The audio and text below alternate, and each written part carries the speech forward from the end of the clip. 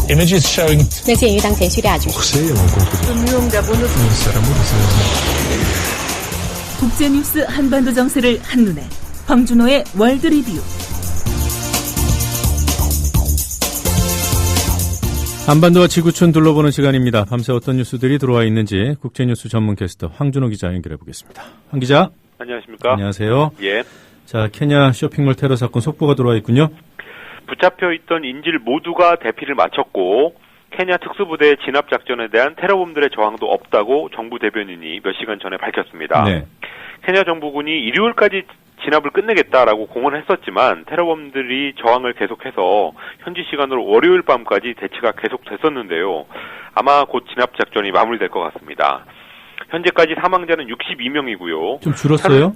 사망자가? 예, 조금 줄었습니다. 예. 집계가 잘못됐던 모양이죠? 그렇습니다. 네. 이것도 최종 숫자는 아닙니다. 그리고 테러리스트들도 3명이 사살당했습니다. 이번 일을 저지른 무장조직 알-샤바브는 테러리스트들이 미국, 캐나다, 영국, 핀란드, 케냐, 소말리아 이런 사람들이라고 밝혔습니다. 예.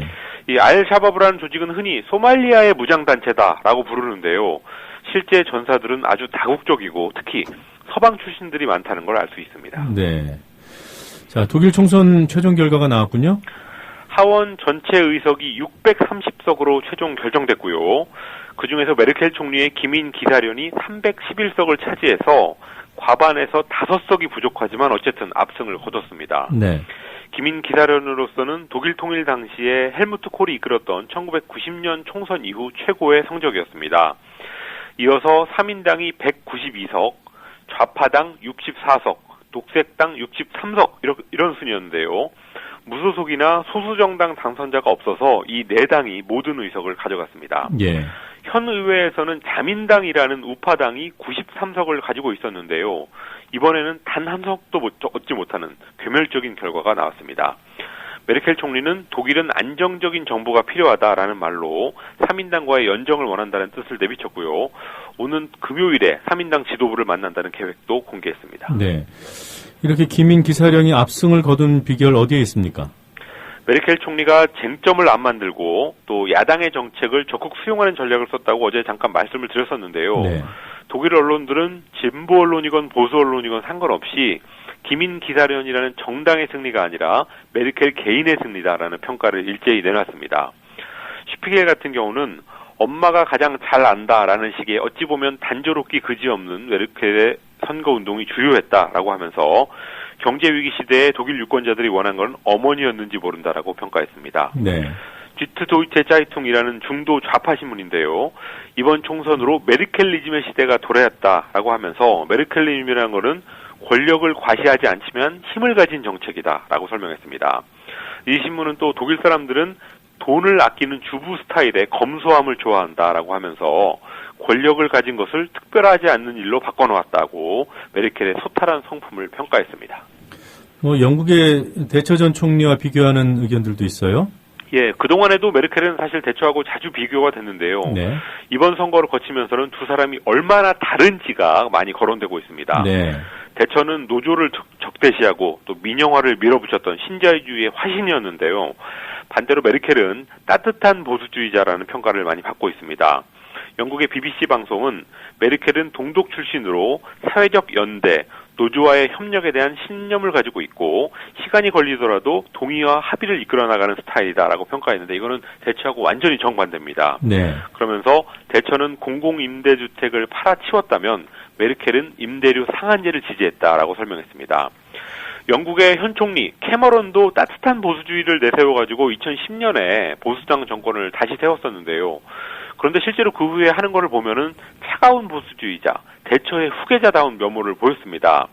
그렇지만 메르켈이 지난 8년 동안 한 거를 돌아보면 경제에서는 긴축 정책을 지지하기는 했지만 다른 많은 분야에서는 따뜻한 보수주의자의 면모를 보여왔다고 할 수 있겠습니다. 네. 자, 지난주에 아이폰이 새로 나왔다고요? 잘 나가고 있습니까? 애플이 지난주에 아이폰 5S하고 5C 이 두 가지를 새로 내놨는데요. 주말을 거치면서 현재까지 900만 대 넘게 팔렸다고 애플이 월요일자로 발표했습니다. 전문가들은 한 500만 대에서 800만 대 정도 팔릴 거다라고 예상했는데 예상을 훌쩍 뛰어넘었고요. 작년에 아이폰 5가 처음 나왔을 때 주말 실적보다 거의 2배 가까이 팔렸습니다. 일본의 최대 이동통신사 NTT 도모코가 아이폰을 팔기 시작했고, 또 중국이 이번에 1차 출시국으로 처음으로 들어가면서 초반 실적이 좋은 걸로 분석되는데요.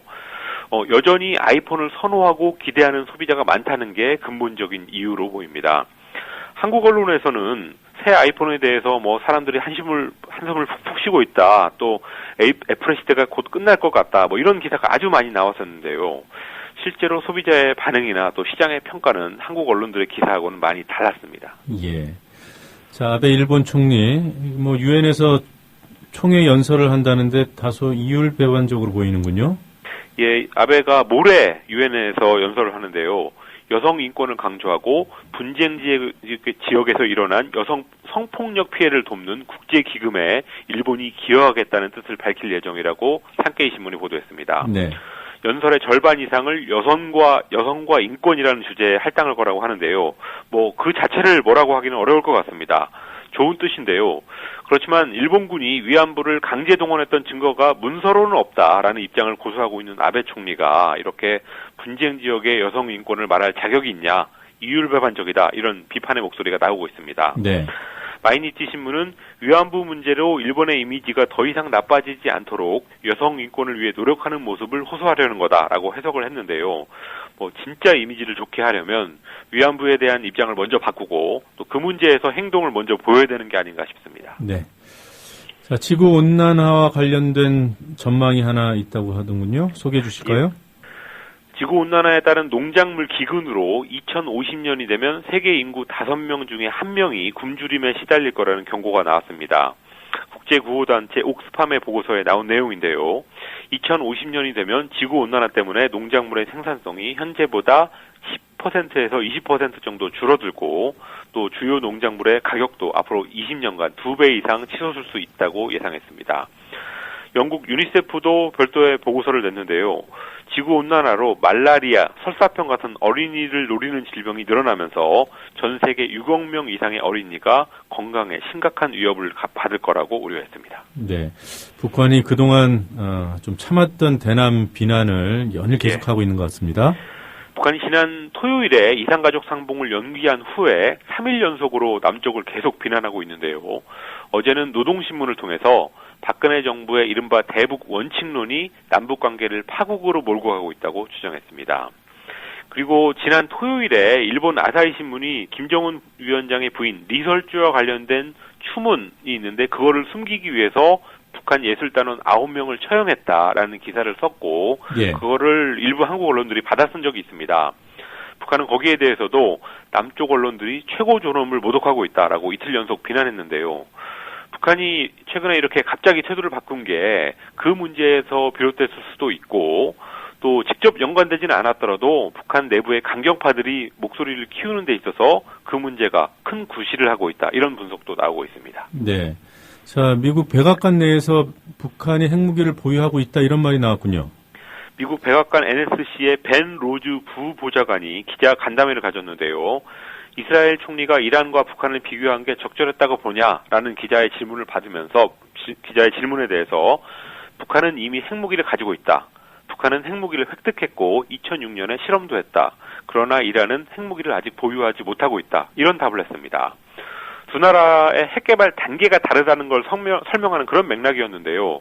그렇지만 북한을 핵보유국으로 보지 않는다는 미국 정부의 공식 입장하고는 크게 다른 거라서 논란이 예상됩니다. 북한 핵보유에 대한 미국의 입장은 약간 모호합니다.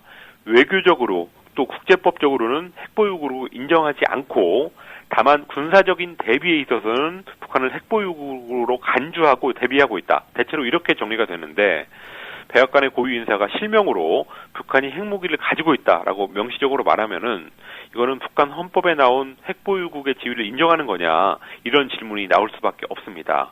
앞으로 외교적으로 파장이 좀 있을 것 같습니다. 예, 오늘은 여기까지 듣도록 하겠습니다. 자, 홍준호 기자였습니다. 고맙습니다. 감사합니다.